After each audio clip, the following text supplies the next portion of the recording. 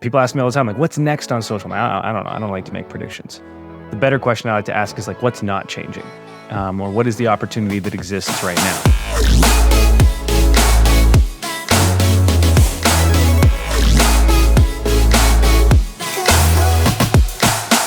Well, hello everyone and welcome to the Church Circle podcast, the first ever Church Circle podcast, and it's the podcast that celebrates church creatives. Now, when I was thinking about the first guest that we would have on the show, I was looking in my contact list and who I followed on Instagram, and I thought, who would be a great person to talk about church communications, to talk about church creativity, and one name kept appearing, and that was Brady Shearer.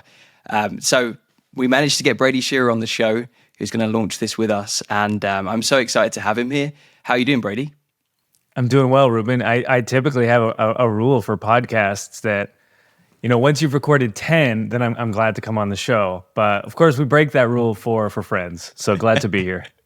Well, thank you so much for joining. And Brady's been, me and Brady have known each other for a few years now. So hopefully I don't feel like a complete stranger. But this may actually be the first time we've ever spoken live on air.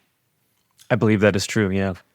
So for people that don't know Brady, Brady is a church communications genius. I remember when I was working in a church, 5-6 years ago, going on to prochurchtools.com, watching some videos on how to get the cheapest camera rig, with the best quality, or the things that you should put on your church website. And so even just me exploring my church creativity and learning about church communications, Brady, you've been a massive help for me. And it's just really cool to kind of hopefully share that with other people as well on this podcast. And yeah, I think not only kind of getting to know what you do, but also the person behind the scenes. So maybe, Brady, you just kind of tell us a little bit about yourself and maybe just go into a little bit more depth about this whole church communications thing.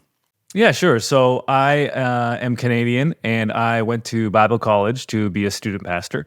So I have my degree in youth ministry and theology. My love for the church comes from me going to youth group as a young person and really finding folks that accepted me for the first time there. I always felt like a bit of an outcast growing up, did a lot of sports, did a lot of academia as well. Didn't feel like I really fit in with either group. And I grew up in a really small Baptist church that was about 11 people, no microphone, no sound system or anything like that, just really old school. So I started going to this Pentecostal church in high school, and they have this youth group and they have drums in the place. But most importantly, everyone's like, hey, we're so glad you're here. And I make all these friends, and I'm like, wow. As I get older and graduate high school, I'm like, I want to do that and be that for somebody else. So I go off to Bible college, and a few years in, I'm like, okay, this requires a lot more relational bandwidth than I perhaps anticipated. I am, an introverted creative at heart. I like to work alone, and so my best work is creative time, just in the lab. I'm in my office right now. 5 a.m. Kids are asleep. Wife's asleep, just me working away. That's what I like the most. But I didn't really know that as a young person. I was like, oh, okay, I want to work with churches. I want to help them. But I don't think I'm going to be able to give what is needed to these young people. When I was interning in youth ministry, seeing the pastors there, getting the calls late at night, showing up after hours. And I was like, that's what they need. I don't know if I can give that.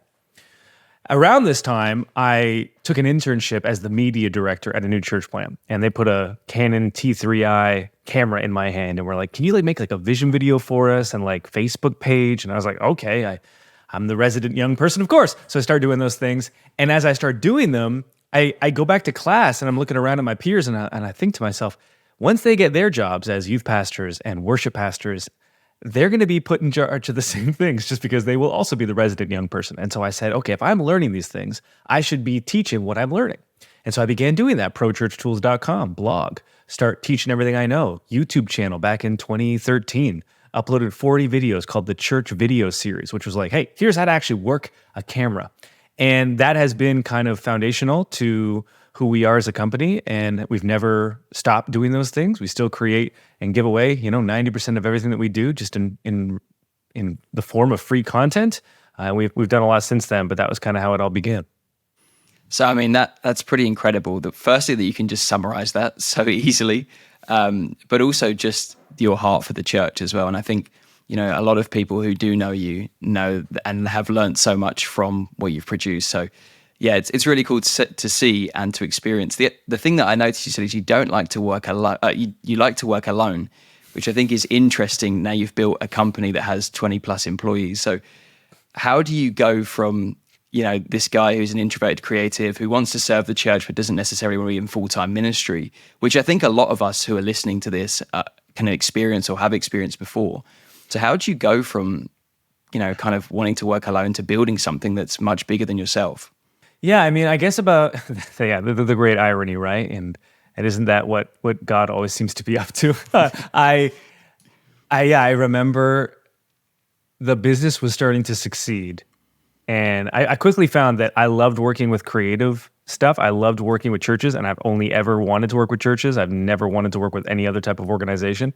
But I also found that I really liked business, and I liked building. It felt like this. I didn't really play video games growing up, but it kind of felt like a video game that like there's no end to it. You don't like get to the final level and finish the game. It was just like this never-ending, ambitious type of thing. And I am a type 1, Enneagram 1, type A, personality. Just I want to climb that mountain.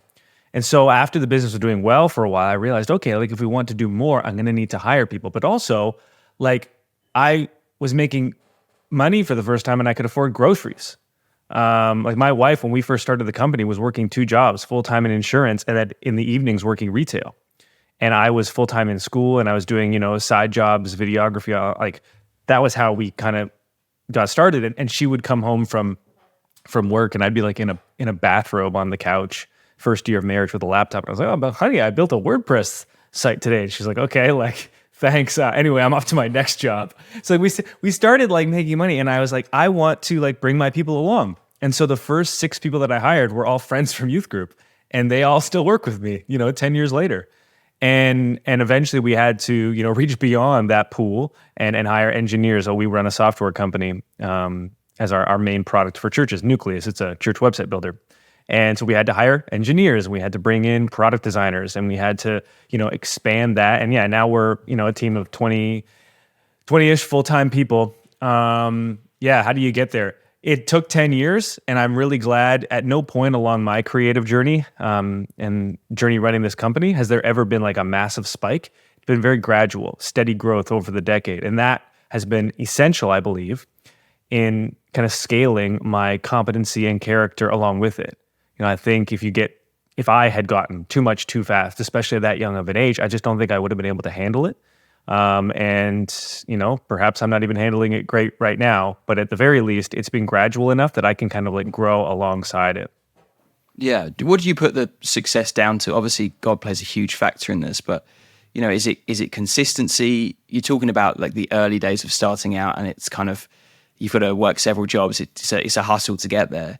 Is it just keep showing up, or is there more to it than that? Yeah, I always kind of chalk it up to a trio of factors. There's skill, there's effort, and then there's luck/timing. And I think that relative to other people in this space, I might be more skilled, I might work harder, but most importantly, I had really good timing kind of entering the space. Now, the other side of that coin is nobody cared about the space at the time. It was 2011, 2012. Like there was nothing to be like earned in, helping churches make Facebook pages at that time. But it was just because of my age as a young 20-year-old. I was like, yeah, I can clearly see the trajectory of where culture is going to be headed. And so I'm going to help steer that ship and equip people as best as I can. So I would say it's kind of those 3 things. But, if I had to do it all over again and start from scratch now, I would do the same thing, maybe using different platforms. Blogging is no longer as a platform. It's not driving as much momentum in our company as it once was, but now Instagram really is. So I would do the same thing, which is just like, I know things and I want to equip you to know the same things. And I'm going to teach them and synthesize that information to make it as accessible as I possibly can. I think that's one of my skills, synthesizing complex things to make them feel accessible to people that don't have that layer of expertise yet. I would do the very same thing, give, and then people follow you, they subscribe, they join your email list, whatever it might be. And then eventually when you say, hey, if you want to work with me, do this, or if you want to buy our product, do this, if you want to use our software, do this, that reciprocity has already been earned, and that's been so foundational for what we do and have done. Yeah, because your big thing is helping churches navigate the biggest communication shift in the last 500 years, right? That's kind of like the phrase. So for someone listening who's a church of 50 and, they're the only, creative or only media person on their team, and they've got some pastors maybe don't understand what we're going through, maybe just explain what this theory is, the biggest communication shift in 500 years. Yeah, so the most recent, not so recent, crazy communication shift would have been the printing press, which took, the Holy Scriptures and made them available to the everyday person. Basically, the removal of gatekeepers. You no longer had to go to church to hear the Scriptures read. You could have your own copy of the Bible in your language eventually and read it, which was, of course, instrumental in the Reformation. And, there's some things going on here, like maybe the Bible doesn't say this. Very similarly, the communication shift that we're going through right now is the removal of gatekeepers. The ability for you and I to talk on this call, the ability for any church to create a social media account and publish a reel that reaches, 500,000 people, a ton of which are located in their local area. When I started as a media director, and that was already the biggest communication shift in 500 years, we used that same language then. Our leadership team, we were doing TV and radio, we were doing billboards, we were doing mailers, and this was, 2010. And those had a lot of distribution cost, that traditional media. And now social media, there's no distribution cost. It's like if you create something that's compelling, if you share a story that people resonate with, you are going to get free distribution. Something like that is just, it's hard to even imagine that being true. And of course, there are consequences to that because everyone has a platform. And now we're 10 years, 15 years into social. Facebook coming around in 2007 opened publicly. So we're, was that 17 years since then, 2024? And so we're starting to see some of the consequences of social and learning more about it as it matures into like adult age.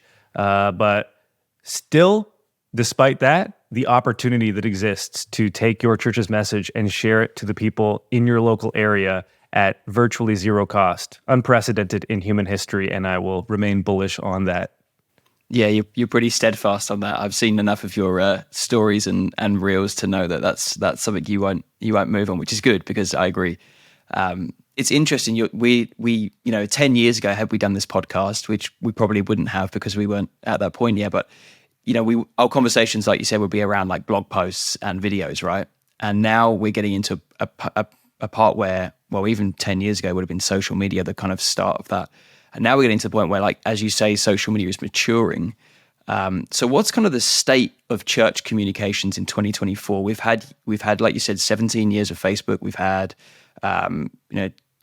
15 years of Instagram or whatever it is. And so now we're getting to the point where some of these social platforms are maturing, algorithms are changing, and most churches are now have some kind of online presence. So what is the state of church communications right now? Well, I think relative to 10 years ago, most churches are no longer needing to be convinced of the importance of their church's website and being active on social media. The way that we have always described it beyond just the biggest communication shift in 500 years is that, look, your week has 168 hours. Church service might be 1 or 2 of those hours. How are you equipping and reaching people in the 167 hours beyond Sunday service? The tools exist for us to seize the 167, as we say it, and to share the good news online, to encourage people to engage in spiritual practice, to create community and create connection. So I think just having the willingness and openness to engage these things is a big difference.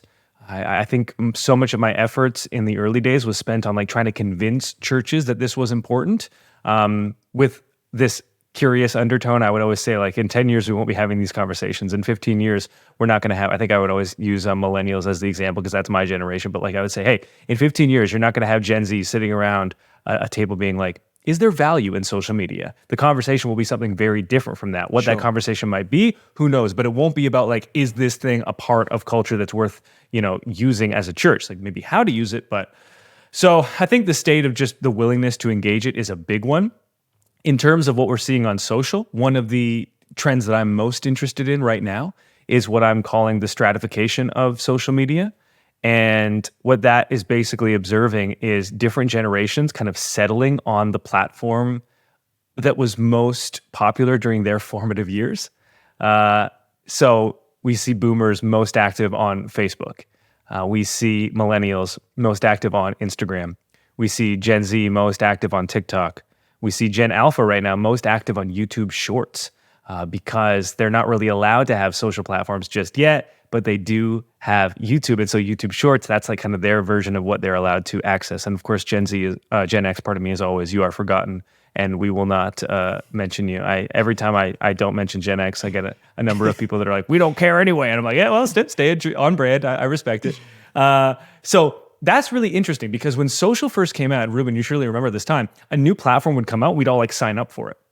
But now that social's matured enough, we're like, wait, I don't know if I need to move to TikTok as a millennial. Like I'm pretty happy on Instagram and whatever TikTok's doing, I'm sure Instagram will copy some of those cool features and I'll be able to stay here. I asked my audience of which is, very forward-thinking creatives, is your church active on TikTok? And only 10% of churches said yes.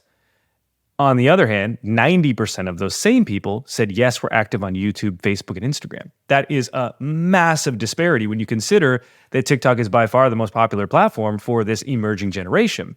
And so that to me, that's my audience. So like, if we're talking general church audience, it's probably like less than 1% that are active on TikTok. And so that is, the stratification of social media where like fashion, like music, different generations have different preferences on social. And we kind of just get stuck there. There's that famous Seinfeld joke, like, the generation that your dad was happiest because he's just been wearing clothes from that time and he never kind of like updated his wardrobe. And I think we're starting to see that played out on social, which is really fascinating because now, what does this mean for you as a church?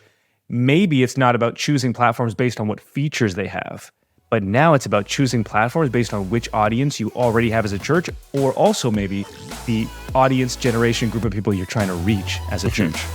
If you're dedicated to spreading your church's message, but sometimes the right words are just out of reach, or maybe you can't find enough hours in the work week to write the announcement video script, send out the newsletter, and post to social media, Church Media Squad has the solution for your team.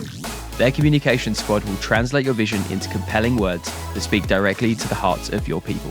They'll write everything for you and post everything for you. It's seriously such a time saver to have them on your team. Click the link in the episode's description to learn more about how the communication squad can serve your church staff. Now, back to the episode. Yeah, that changes the whole strategy, doesn't it? Because it's not just cross-posting anymore. Like we have one sermon clip and you post it to all the social platforms. It really requires a tailored approach. And so as a millennial, I'm technically Gen Z, but I don't think I really pass for Gen Z anymore. I would consider myself, I'm 1997, so I'm on that border. I would consider myself a millennial. But so as a millennial, how are you kind of keeping up with understanding these things? So especially for some of these people in churches that are millennials or even older, they're looking at, okay, I need to reach the Gen Z. I need to reach the next generation of our church, but maybe they don't have the understanding. What would you say to them? Yeah, I mean, I have been encouraging churches in respect to social media for youth ministry to follow a very simple approach for many years now, which is, hey, instead of trying to create content for your youth, why don't you just give them the camera, give them the phone and be like, hey, let's create content for our church's social media accounts. I cannot tell you like how many good memories I have in church, in youth group as a teenager, when they gave me the camcorder and were like, let's make video announcements for youth group, or let's make like a video cutting up together the mission trip that we went on that we're going to show on Sunday morning in big church. I remember staying up till like 4 a.m. one night working on a video like recap, compilation video of our mission trip to Dominican Republic. And I remember I was like cutting it together with everything by Hillsong United because I didn't know anything about like copyright or anything. It wasn't the thing I thought of. And like I remember just like obsessing over that edit because I was like, I can't believe they're letting me make something that they're going to show. There was that ownership level, and there was this element of like, one of the courses I took in high school was communications, and they had this giant wall of a green screen. And I remember thinking that was the coolest thing. And I did stuff for the church on that green screen. Like that was what I liked to do recreationally. You think about other nights we would have as youth group, basketball night or laser tag night or mini golf night. Why? Because those are like recreational activities that young people enjoy. Well, guess what? They also enjoy creating, doing photography, doing videography, creating social media posts, following like the trends. Like churches did a great job of this last year. There was this trending type of TikTok where you would kind of like Wes Andersonify your life, and churches were doing that, and people loved jumping on that trend because it was this creative expression. So we don't need to overcomplicate this. Like host a social media night where you break up the youth group into like groups of 5 and they all make one video, and then everyone votes on like the best video, and that's the one that goes live. But then you also have content for the next like month or whatever it might be. You can do that. It's flexing the creative muscles. It's also like basically an evangelism tool, because you're asking these students like, hey, how would you creatively share the gospel with people in your world? Well, I might do it in person, certainly. I would also probably do it on social because I talk about the things that I like on social. And so that really takes the burden off of you as the senior leader, in this case, of the youth group. Like maybe you don't know all the trends. That's okay. This is what every youth pastor has done, right? Like, do youth pastors try to do like, how's it going, fellow kids? Maybe, but if it's inauthentic, students are going to see through that. So it needs to be authentic. And I always think just like empowering students, giving them that ownership. They're at the perfect time of life where they can feel like, okay, I'm actually doing this myself, instead of just being like, told what to do. Yeah, I think this is happening across the board. So I'm speaking to some of the largest churches in America, and their communications director, who's a millennial as well, is saying that the way that they kind of transform their Sunday content, so it's not just, the photographer who takes a few pictures and then you post a carousel at the end of the weekend. They've got Gen Z on site with their iPhones, moving around, taking and capturing footage, and it's transformed their reach on Sundays. And so this is not just a thing that's happening in some of the smaller churches. This is happening across the board, and it's really exciting because obviously the content they're creating is reaching the content. They're reaching the people that want to view that content, like you said, that audience jump, and hopefully that it also increases kind of like who's coming to church and who's gonna hear the gospel. So it's a really exciting time, and I'm like it's really interesting for me as well, like seeing how that operates in the UK as well. Is slightly different, but I think as soon as you trust people, and I think this kind of moves on to our next point, but when you start to view the social game as a ministry, and you start to entrust people, like you said, doing exercises at youth, whatever that is, breaking it up, it becomes a ministry. It becomes a evangelism tool as opposed to just a notice board for posting events and that kind of thing. So for someone who's looking to transform their social, or even just to kind of move forward, take a step forward, what's the best thing that they can do to change their online presence right now? I was going on my morning walk today, and I was listening to a new book that I started by Morgan Housel. He had one of my favorite books from last year was his, called Psychology of Money. He's got a new one called Same as Ever.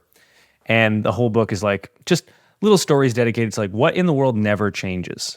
I think people ask me all the time, like, what's next on social media? I don't know. I don't like to make predictions. The better question I like to ask is like, what's not changing? Or what is the opportunity that exists right now? And one of the chapters is dedicated to, the best story being what always wins. And it got me thinking about church websites, because every week I visit church websites for the first time.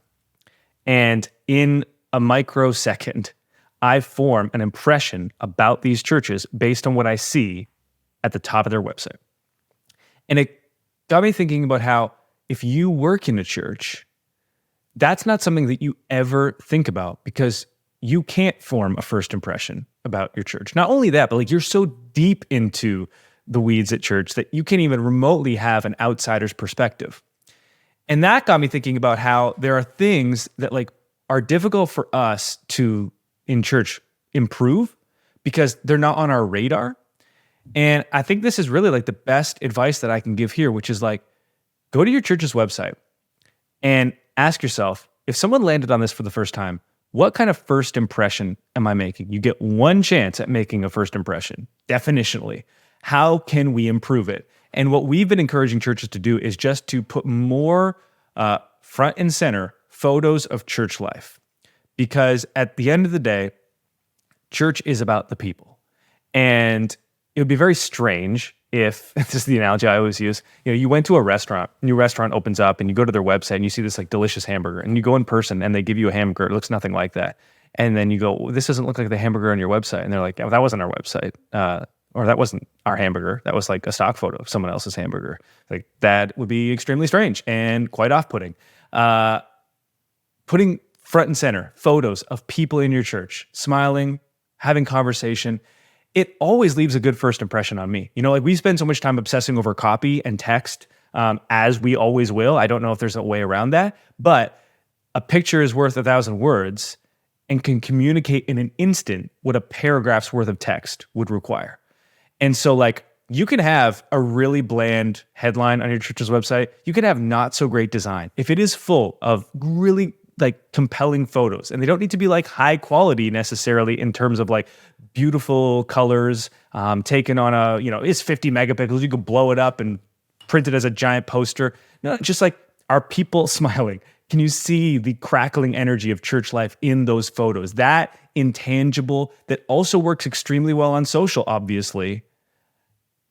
That just makes such a big difference, and I still don't see enough churches doing it. And if I could give one thing, because I think the question you wanted to ask is like, what is the easiest thing a church can do to transform their website or transform their online ministry? Well, if we're talking about transformation and easy, there aren't going to be too many things that fall into those two buckets. If it's going to be transformational, it'll probably be challenging, difficult, take a long time. If it's going to be easy, it likely won't be transformational. I believe that more photos of your church's life, people, community, crackling energy, that simple thing can be easy and can be transformational.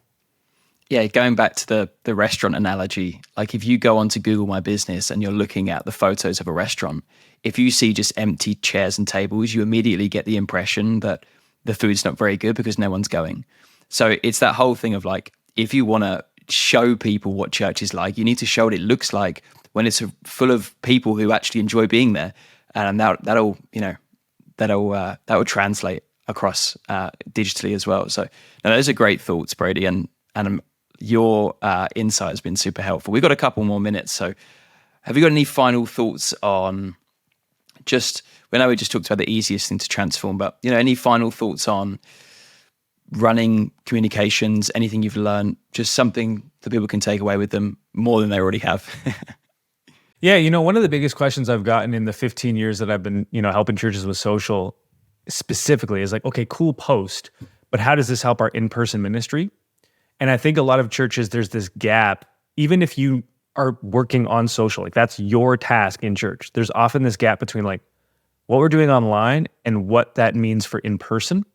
So like we created this framework, it's called the Social Ministry Mountain. And its purpose is to basically demonstrate how what we do online can translate to in-person. And it's a great diagram to share, especially with senior leadership who maybe don't have the same level of familiarity or experience with social as you do. But it's also great for you working in social. The bedrock, the foundational piece of that mountain, and the idea is, hey, there's the summit of the mountain. You get to the top. That's great. That's when we see what we call crossover events. Where we can say, hey, we did something online and it brought someone in person. This is, visitor cards being returned, conversations in the lobby. Hey, we were following you online before we came in person. The one we're seeing more and more often is like pastors being recognized throughout the week in their local area. Like, oh, I went grocery shopping and someone stopped me. Hey, are you a pastor? You were all over my Instagram feed this week. And that's, again, this new era of social with these discovery algorithms that disproportionately share your content with local people, even if they aren't followers of Christ, which is amazing. Amazing time to be doing social ministry. I think a lot of us are like, I miss the old days of social personally. I hear you. For creators, for churches, like never been a better time. So the bottom of this mountain is what we call no weeks off.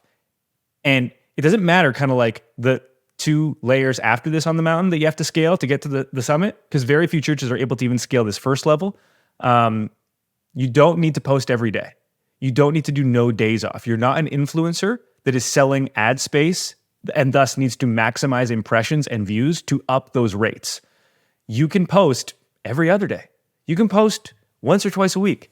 Just make sure you take no weeks off. That is kind of like the necessary part number one. What we typically see, Ruben, is like churches get a ton of inspiration. You post on social, you're feeling great. Maybe you watch one of my videos, and then like we all wear multiple hats in ministry. Your responsibility and attention is needed elsewhere. And then what happens? You stop publishing.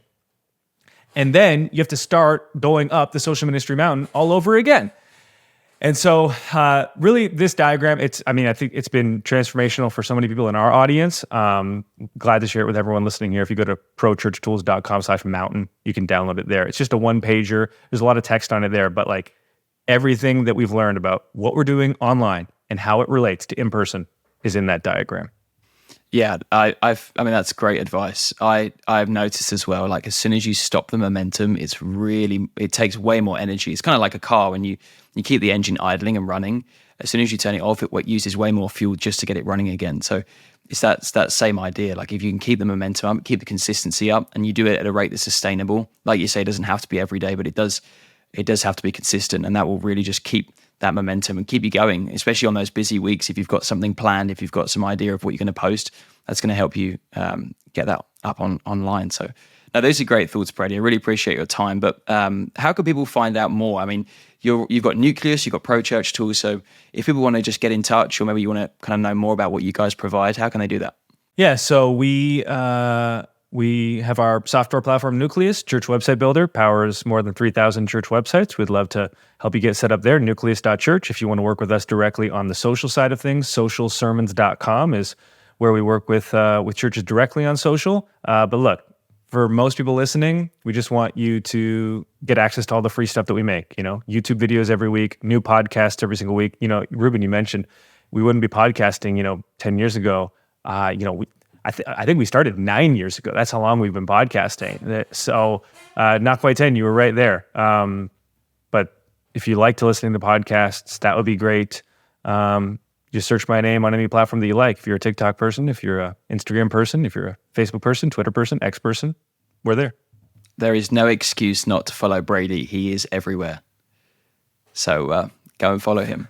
But yeah, no, we super appreciate you, Brady, and thank you so much for joining us today and sharing your wisdom. And you've been listening to the Pro Church Media Church Circle podcast, and we'll be back again next week with another episode. So if you enjoyed listening to this, go and check out Brady's stuff, and why don't you give this a like or a rating on Apple Music or Spotify, or a like on YouTube, because that's where it will be as well. So see you guys next time, and thanks a lot, Brady. Cheers.